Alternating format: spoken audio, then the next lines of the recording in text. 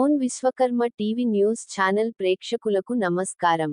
DGP office MLC Kalvakuntla Kavitha comments. నా పైన అనుచిత వ్యాఖ్యలు చేసిన తీన్మార్ మల్లన్న మీద కంప్లైంట్ చేయడానికి డీజీపీ గారి ఆఫీసుకు వచ్చాను. మా జాగృతి కార్యకర్తలపై దాడి చేయించింది తీన్మార్ మల్లన్ననా లేక ప్రభుత్వమా అనేది తెలియాలి.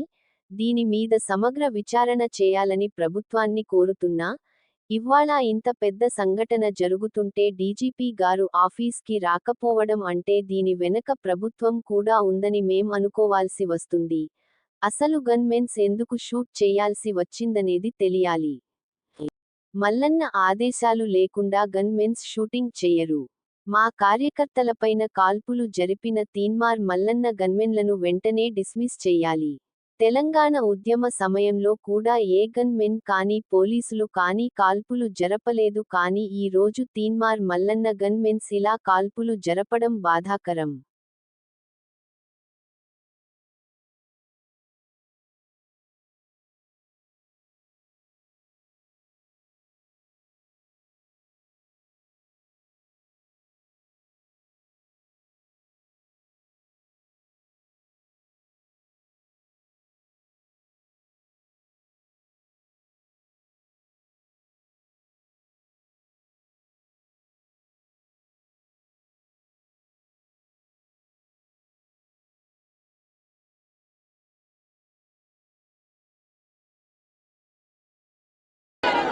జై తెలంగాణ, జై తెలంగాణ.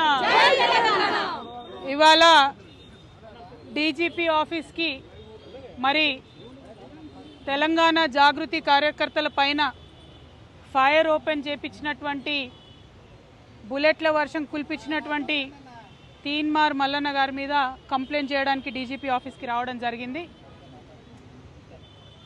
దురదృష్టం ఏంటంటే డీజీపీ గారు మరి వాళ్ళ ఆదివారం కాబట్టి తను రాలేనని చెప్పడం, రాష్ట్రంలో ఒక మహిళా ఎమ్మెల్సీ పైన ఇంకొక బాధ్యత గల పదవిలో కలిగినటువంటి తీన్మార్ మల్లన్న లాంటి ఎమ్మెల్సీ గారు కమెంట్ చేస్తే కూడా, ఇష్టం వచ్చినట్టు మాట్లాడితే కూడా పోలీస్ యంత్రాంగం స్పందించకపోవడం దారుణం.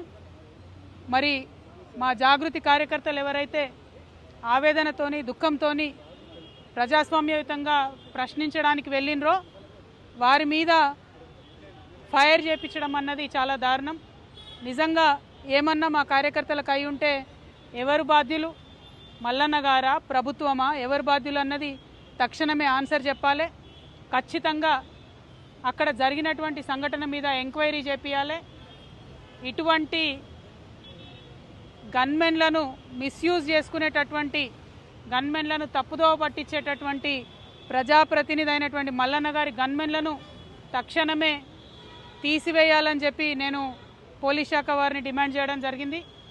అట్లానే మల్లన్న గారు చేసినటువంటి ఈ యొక్క పనిని ఆయన ఆదేశంతోనే గన్మెన్లు ఫైర్ ఓపెన్ చేశారని నేను నమ్ముతా ఉన్నా కాబట్టి వెంటనే వారి మీద అటెంప్ట్ టు మర్డర్ కేసు కూడా రిజిస్టర్ చేయాలని పోలీస్ శాఖ వారిని నేను రిక్వెస్ట్ చేయడం జరిగింది.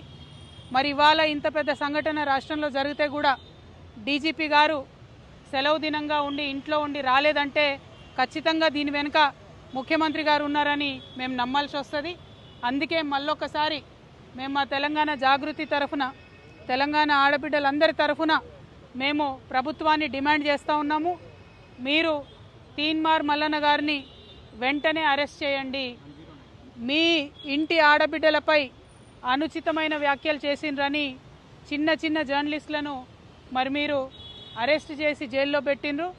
మరి ఇంత పెద్ద మాట ఒక తెలంగాణ ఆడబిడ్డనే అనేటువంటి నన్ను అంటే మీరు చూస్తూ ఊరుకుంటే ఈ మాటలన్నీ కూడా మీరే అనిపించిరని తెలంగాణ ఆడబిడ్డలు అనుకునే పరిస్థితి తెచ్చుకోవద్దని ముఖ్యమంత్రి గారిని నేను డిమాండ్ చేస్తూ ఉన్నాను.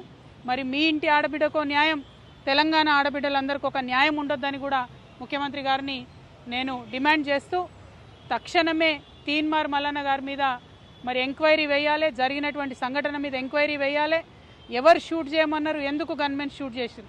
ఎందుకంటే తెలంగాణ ఉద్యమంలో మేము వేలాది నిరసనలు చేసినాం. ఎక్కడా కూడా ఎవరు కూడా కంట్రోల్ తప్పలే. ఆనాడు కాంగ్రెస్ మీదనే మేము ఉద్యమం చేసినాం. కానీ ఏ ఒక్క కాంగ్రెస్ నాయకుడు కూడా గన్మెన్లతోని మరి షూటింగ్ చేపియలేదు, తెలంగాణ ఉద్యమకారుల మీద ఫైరింగ్ చేపియలేదు. మరి ఇవాళ ఇంత స్థిమితం లేనటువంటి ఒక ఎమ్మెల్సీ ఆయన గన్మెన్లు ఉండడం అవసరమా, ప్రభుత్వం ఆలోచన చేయాలని చెప్పి నేను డిమాండ్ చేస్తూ ఉన్నాను. మరి ఈ సందర్భంగా యూపీఎఫ్ కన్వీనర్ బొల్ల శివశంకర్ గారిని కూడా మాట్లాడవలసిందిగా కోరుతా ఉన్నాను.